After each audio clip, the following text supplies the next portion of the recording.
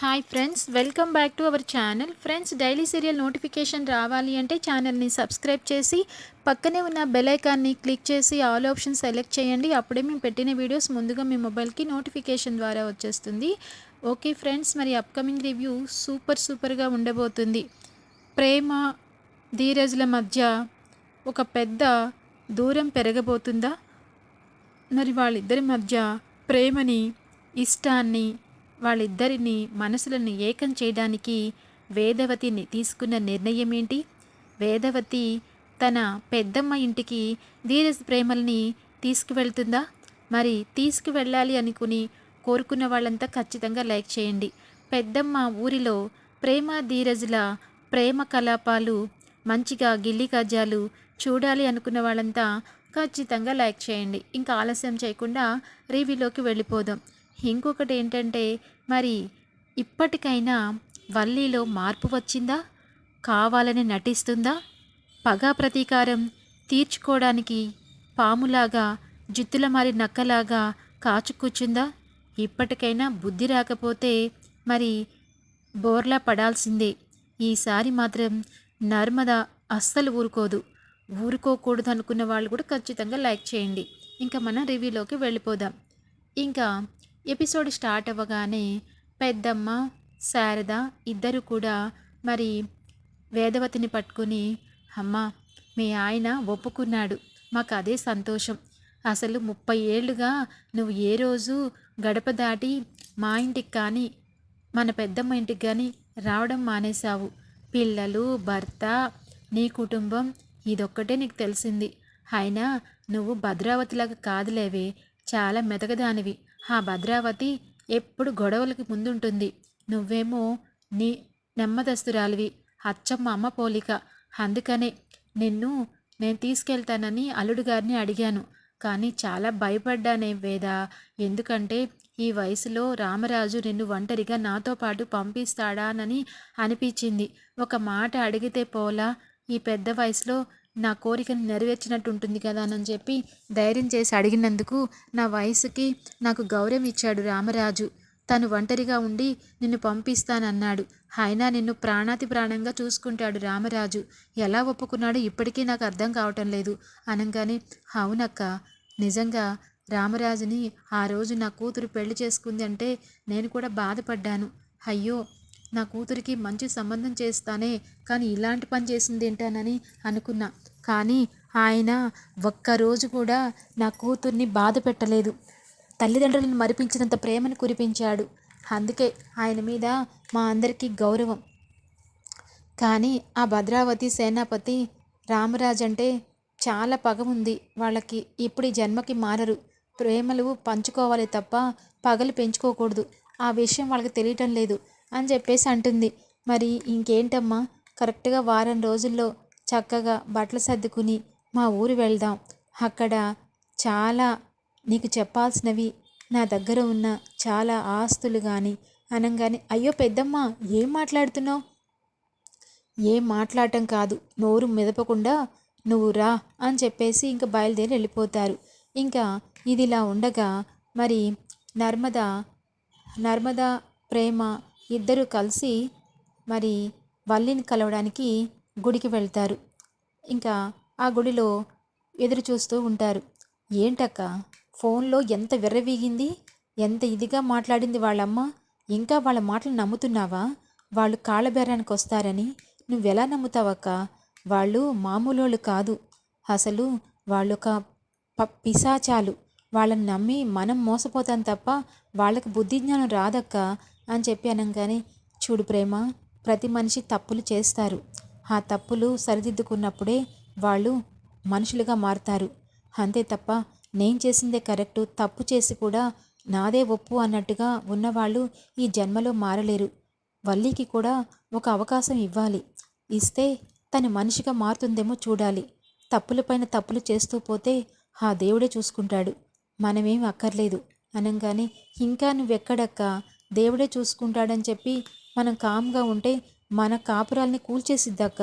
అది ఎంత పని చేసింది. ఇప్పటికొచ్చి ధీరజ్ నాతో మాట్లాడుతున్నాడా? అత్తయ్య ఏదో బతిమలాడి కూర్చోబెట్టి నా పక్కన పూజ చేయించింది, కానీ ధీరజ్ మనసు నిండా నా మీద ఎంత కోపం ఉందో ఆ దేవుడికే తెలుసు. తను నన్ను అసలు నమ్మటం లేదు కదక్క. కనీసం వాడితో మాట్లాడుతుంటే కూడా నా మొహాన్ని కూడా చూడట్లేదు. అంటే ఏంటక్క, అంత ఘోరంగా నా మీద ఒక అబండం వేసేసింది. వల్లి అక్కని నువ్వు నమ్ముతావేమో కానీ నేను అస్సలు నమ్మనక్క అని చెప్పి అనంగానే, వల్లి వల్లి స్వతహాగా అంత చెడ్డది కాదు ప్రేమ. మరి చెడ్డది కాదంట వింటక్క. ప్రతి విషయాన్ని తీసుకెళ్ళి వాళ్ళ అమ్మకు చేర్చుతుంది. ఇలా జరగడం ఆలస్యం అలా ఫోన్లో చెప్తూ ఉంటుంది. అలాగే అసలు ఎందుకక్క మా ఇంటికి తనకి సంబంధం ఏంటి? అసలు మా అన్నయ్యకి అమూల్యకి ఇచ్చి పెళ్లి చేయడంలో ఈవిడ పెత్తనం ఏంటి? అసలు మా కుటుంబంతో అసలు మా అన్నయ్యకి ఎలా కనెక్ట్ అయింది వల్లి అక్క అని చెప్పేసి అనంగానే, దీని వెనకాల ఏదో మతలబు ఉందని నాకు అనిపిస్తుంది ప్రేమ. అసలు ఈజీగా వల్లి కూడా మీ ఫ్యామిలీని చూసి మాట్లాడేది కాదు. 2, 3 సార్లు నేను గమనించాను. మీ అత్త మీ మీ అత్తయ్య, మీ నాన్నగారు విశ్వ ఉన్నప్పుడు అక్కడ చూసి మొహం తిప్పుకుంటూ వచ్చేసేది. అమ్మో బాబాయ్ మామయ్య గారు చూస్తే అసలు ఒప్పుకోరు అనుకుంటూ వచ్చేది.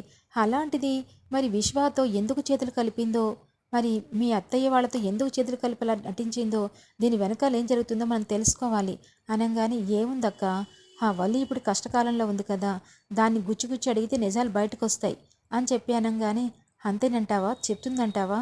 చెప్పక చేస్తుందా? దానికి కాపురం నిలబెడతామని చెప్పేసి ఒక మాట చెప్తే అసలు ఎందుకు ఇలాంటి కార్యక్రమం చేసింది అన్నది చెప్తుంది.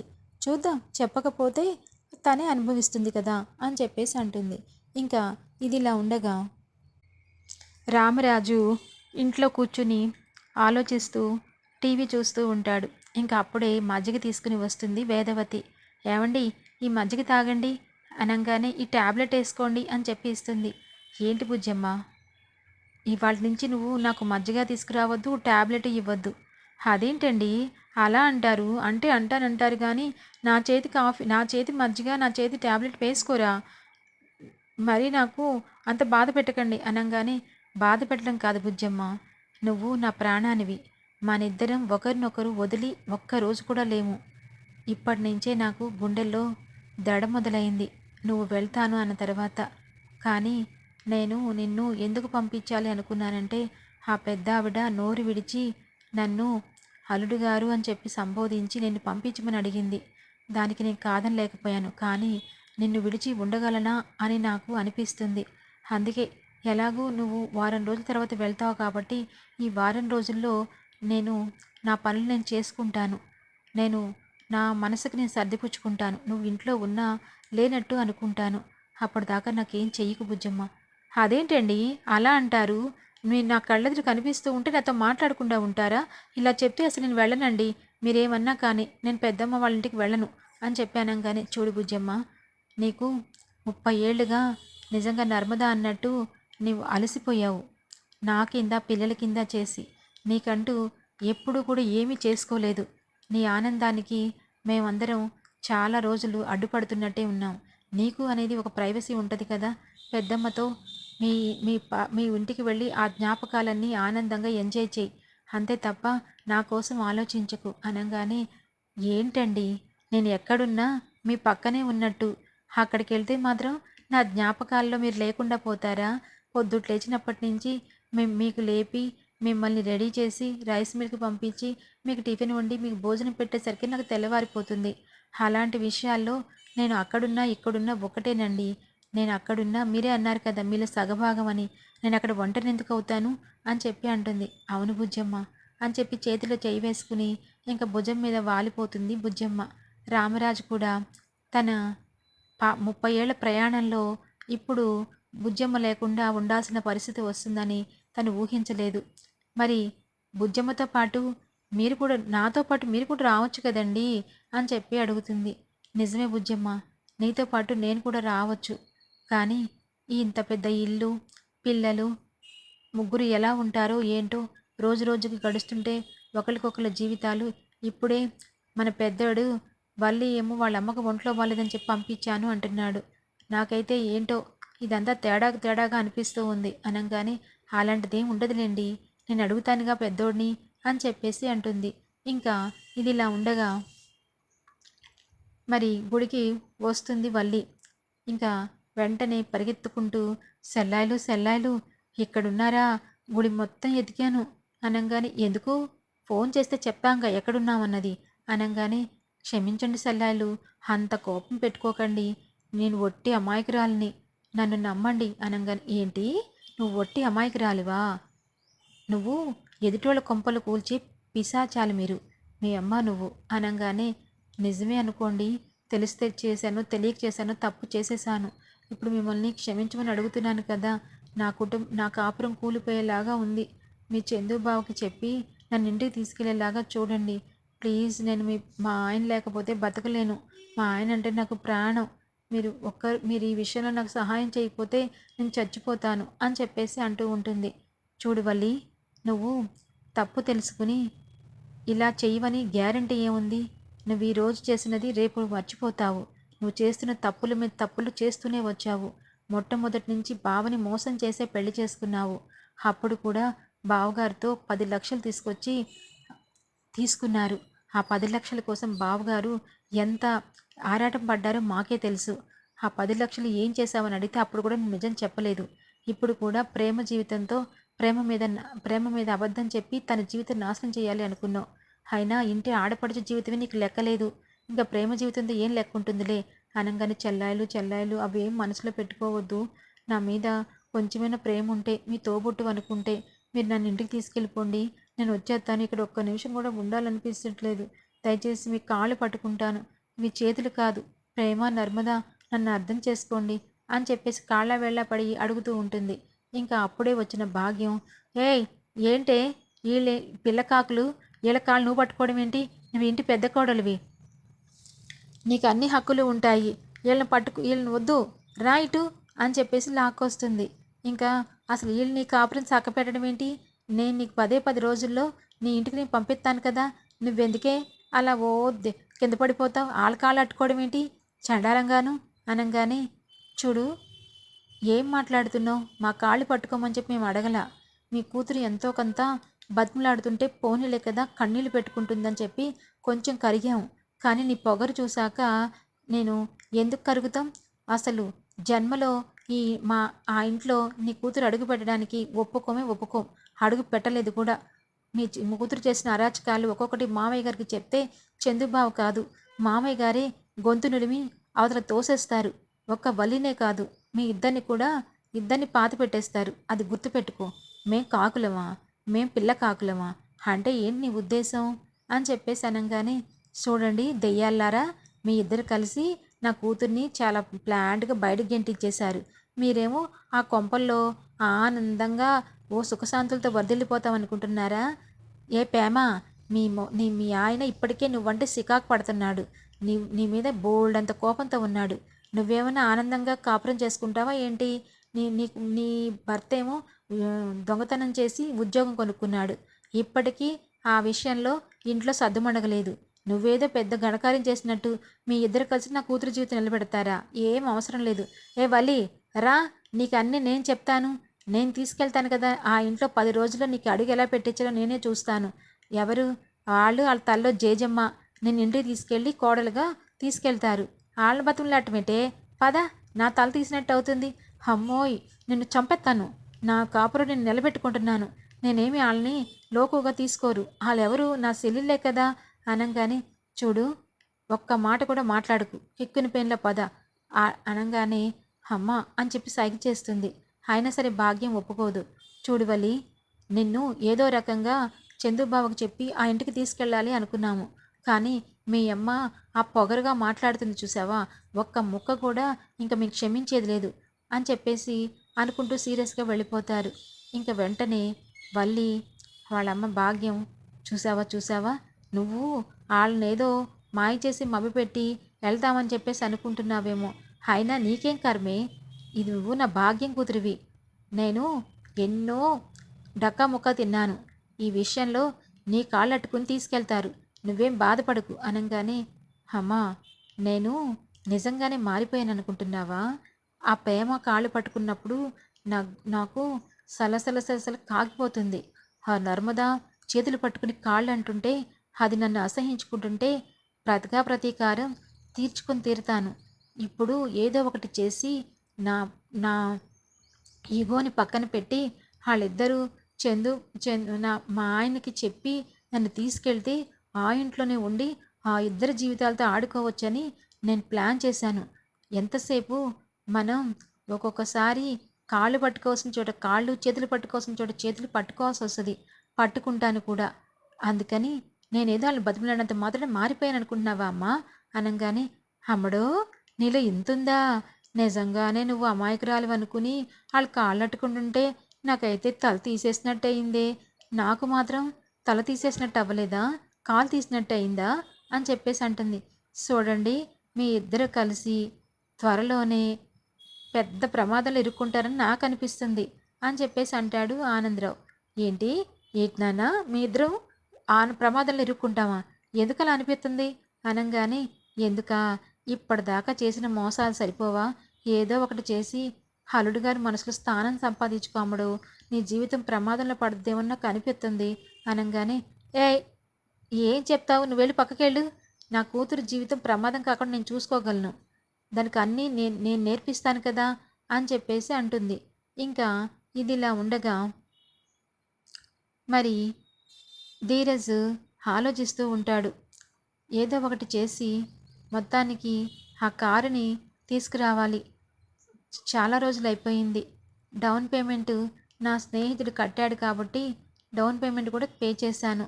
మంచి ముహూర్తం తీసుకొచ్చి ఇంకా నేను కార్ని సొంతానికి తిప్పుకోవాలి అని చెప్పేసి అనుకుంటూ ఉంటాడు.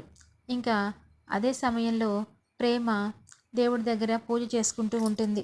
ఇంకా దండం పెట్టుకుని హారతి ఇచ్చి గంట కొట్టి తనని ధీరజ్ అర్థం చేసుకోవాలని, తను ధీరజ్ నా మనసుని, నా ప్రేమని అర్థం చేసుకుని తను ఎప్పట్లాగానే అంతులేని ప్రేమని చూపించాలని ఆ దేవుణ్ణి మొక్కుకుంటుంది.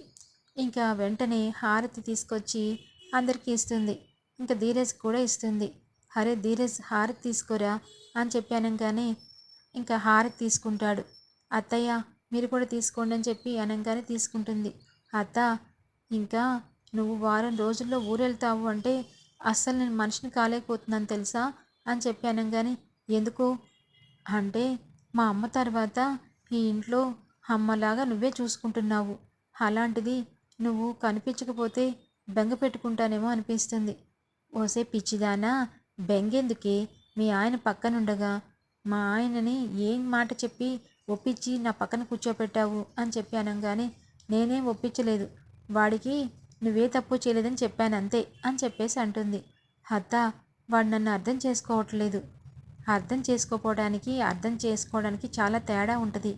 వాడు కోపంగా ఉన్నప్పుడు నువ్వు ప్రేమను కురిపించు, వాడు నీ నీ విలువ తెలుసుకుని నువ్వెంత మంచిదాన్ని అన్నది వాడే తెలుసుకోవాలి.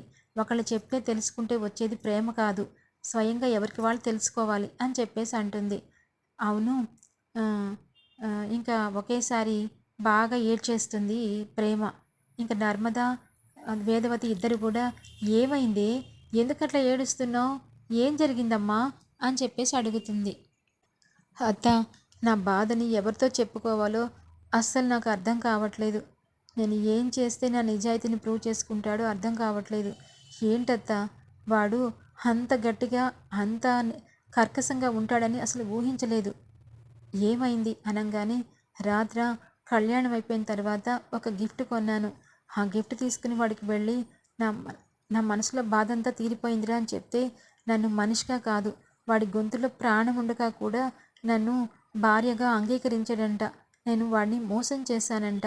ఈ ఇంటికి పట్టిన కావాలనే నేను ఇలా చేశానని నన్ను నమ్మటం లేదు. ఇంతకంటే ఘోరమైన పరిస్థితి ఏమన్నా ఉంటుందా అత్త? అయినా ఇది నా కుటుంబం. నేను ఈ ఇంట్లో వాళ్ళ మనుషుల్ని నేను ఎందుకు అట్లా ఆలోచిస్తాను? అయినా వాడు నన్ను ఎందుకు అంత నమ్మటం లేదు? ఏంటత్తా, నేను చేసిన పాపం ఏంటి అని చెప్పేసి బోరుని ఏడ్చేస్తుంది. అయ్యో ప్రేమ, ఎందుకు అట్లా ఏడుస్తున్నావు? ధీరజ్ ఏదో కోపంలో ఉన్నాడు. ధీరజ్ నువ్వంటే చాలా ఇష్టం, నీ మీద ప్రేమ లేకుండా అలా అన్నాడంటావా అంటే, లేదక్క, వాడు రాత్రి అన్న మాటలు గుర్తు చేసుకుంటే నాకు వెన్నులో వణుకు పుడుతుంది. వాడిని నేను ఎంతగానో ఇష్టపడుతున్నాను. నన్ను నేను మార్చుకుంటున్నాను. వాడు లేనిదే నేను లేననుకుంటున్నాను. వాడు కూడా నేను లేనిదే వాడు లేడని చెప్పారు. కానీ ఇప్పుడు సడన్గా నువ్వు నీ ప్రవర్తన, నేనంటే వాడు బాగా ద్వేషిస్తున్నాడు. అది తట్టుకోవడం చాలా కష్టమైపోతుంది. నేను ఏం చేసి అమూల్య విషయంలో నా తప్పు లేదని నిరూపించుకుంటానక్క, చెప్పక్క అని చెప్పేసి అనగానే, ప్రేమ ఒక్కోసారి కఠిన పరిస్థితులు వస్తాయి. వచ్చినప్పుడే మనం చాలా కూల్గా ఆలోచించాలి. దేనికి కోప్పడకూడదు. ధీరజ్ని కూడా నువ్వు అర్థం చేసుకో. జరిగింది చిన్న విషయం కాదు కదా అనగానే ఇంకా ప్రేమ, అది కాదక్క, నేను అందుకనే వాడు ఎన్ని మాటలు అంటున్నా దాన్ని నేను పక్కకు తీసేసి ఒరే అని చెప్పి బతిమలాడుకుంటున్నాను. వాడు ఇంకా ఇంకా నన్ను అపార్థం చేసుకుంటే నేనైతే మాత్రం మనిషిని కదక్క, నాకు ఒక మనసు అనేది ఉంటుంది కదా అని చెప్పేసి అంటుంది. చూడు ప్రేమ, నువ్వు ఒక పని చెయ్యి అని చెప్పేసి అనగానే, ఏం చేయాలి అని చెప్పేసి అంటుంది. అత్తయ్య వాళ్ళ పెద్దమ్మ వాళ్ళ ఇంటికి వెళ్తుంది కదా, ఓ పని చేయండి, ధీరజు నువ్వు కూడా బ్యాగ్ సర్దుకుని మీ పెద్దమ్మ పెద్దమ్మ వాళ్ళ ఇంటికి వెళ్ళండి అని చెప్పాను. కానీ ఏంటక్క, ఏం చెప్తున్నావు నువ్వు, నేనేం చెప్తున్నానన్నది అత్తయ్య అనగానే, అవును నర్మద మంచి మాట చెప్పింది. మీ ఇద్దరి మధ్యన మనస్పర్ధలు లేకుండా కొన్ని రోజులు నాతో పాటు రండి. ఆ ఊర్లో పచ్చని పొలాలు, చాలా చూడాల్సిన ప్రదేశాలు అన్నీ ఉన్నాయి. అవన్నీ మధ్యన ఆనందంగా కొన్ని రోజులు ఉంటే వాడే ఈ గొడవలని మర్చిపోతాడు, నిన్ను అర్థం చేసుకుంటాడు. సర్దుకో ప్రేమ అనగానే, చాలా థ్యాంక్స్ అక్క, చాలా థ్యాంక్స్ అత్తయ్య, ఇప్పుడే సర్దుతాను వాడి బ్యాగు నా బ్యాగు అని చెప్పేసి అంటుంది. ఇంకా వెంటనే బెడ్రూమ్లోకి వెళ్ళి తన వార్డ్రోబ్ తీసి అన్నీ చూసుకుంటూ ఉంటుంది. ఇంకా ఇది ఇలా ఉండగా కారు మరి ఓనరు ఫోన్ చేస్తారు షోరూమ్ నుంచి. మీరు మీరు మీరు కార్కి అమౌంట్ కట్టేశారు కానీ డెలివరీ తీసుకోలేదు, ఎప్పుడు తీసుకుంటారు సార్ అని చెప్పేసి అనగానే, నేను ఫోన్ చేసి చెప్తాను సార్, నేను తీసుకుంటాను అని చెప్పేసి అంటాడు. ఆ తర్వాత ఆలోచిస్తాడు. అప్పుడు ప్రేమ పేరు మీద ఈ కార్ని బుక్ చేశాను. ప్రేమ అంటే నా గుండెల్లో అంతులేని గూడు కట్టుకున్నాను. ఇప్పుడు ప్రేమ మీద విపరీతమైన కోపం వస్తుంది. తను లేకుండా ఈ కార్ని నేను డెలివరీ తీసుకెళ్లాలంటే కూడా మనసు రావటం లేదు. ఏం చేయాలో అర్థం కావట్లేదు. కానీ ప్రేమ చేసిన తప్పుని మాత్రం నేను మన్నించలేకపోతున్నాను అని చెప్పేసి అనుకుంటూ ఇంకా టైం చూసుకుని కార్ షోరూమ్కి వెళ్తాడు. ఇంకా కారుకి వచ్చేటప్పుడు ప్రేమ నేను రాను అన్నా కానీ తనని బలవంతంగా తీసుకొచ్చి తనకి ఇష్టం లేదంటే తన పేరుని బుక్ చేయించి అన్నీ చేసిన ధీరజు ఇప్పుడు ఆ కార్ డెలివరీ అప్పుడు ప్రేమ లేకపోతే కొంచెం గిల్టీగా ఫీల్ అవుతాడు. కానీ తప్పదు, తీసుకెళ్ళాలి అని చెప్పేసి కార్ని డ్రైవ్ చేసుకుంటూ ఇంటికి తీసుకొస్తాడు. ఇంకా 2 బ్యాగులు రెడీగా పెడుతుంది ప్రేమ. ఇంక ఇదిలా ఉండగా ధీరజ్ వెంటనే కారు ఇంటి దగ్గర తీసుకురాగానే వేదవతి షాక్ అయిపోతుంది. అరే చిన్నోడా, కారు అన్నావు, ఇన్నాళ్ళకి వచ్చిందా?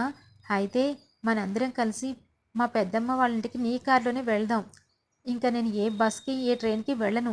ఆ పల్లెటూరులో నీ కారులో ఎంజాయ్ చేద్దాం, నువ్వు రారా అనగానే, అమ్మ నాకు చాలా పనులుంటాయి. ఏం పనులుంటాయిరా? కొన్ని రోజులు మాతో పాటు ప్రేమ నువ్వు ఇద్దరు ఉంటే నాకు తృప్తిగా ఉంటుంది. నువ్వు వస్తానని చెప్పరా, అప్పుడే నేను వెళ్తాను, లేదంటే అసలు వెళ్ళనురా అనగానే, అమ్మా నాతో పెట్టుకుంటావేంటమ్మా, నాకు చాలా పనులుంటాయి కదమ్మా అనగానే, ఏంట్రా పనులుండేది? పెళ్ళైన తర్వాత ఎక్కడికి వెళ్ళలేదు.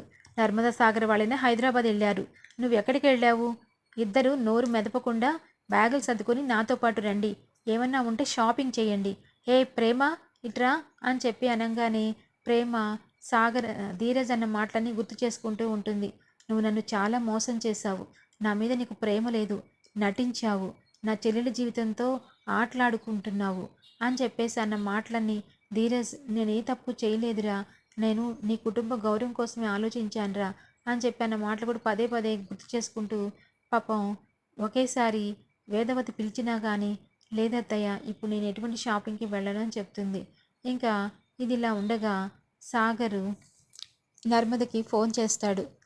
నర్మదా ఏం చేస్తున్నావు అనగానే, ఏం చేస్తాను, ఇదిగో ప్రేమ వాళ్ళతో మాట్లాడుతున్నాను అనగానే, అవును మా వల్లి వదిన ఎందుకు వెళ్ళిందింట, అన్నయ్య ఏమైనా చెప్పాడా అని చెప్పి అనగానే, ఇంకా సాగర్తో అన్నయ్య ఎందుకో దిగులుగా ఉన్నాడు అనిపిస్తుంది, ఏదో ఏదో బాధపడుతున్నాడు, వాడికి రైస్ మిల్లో ఏమైనా ఇబ్బంది అయిందా అని చెప్పేసి అంటాడు.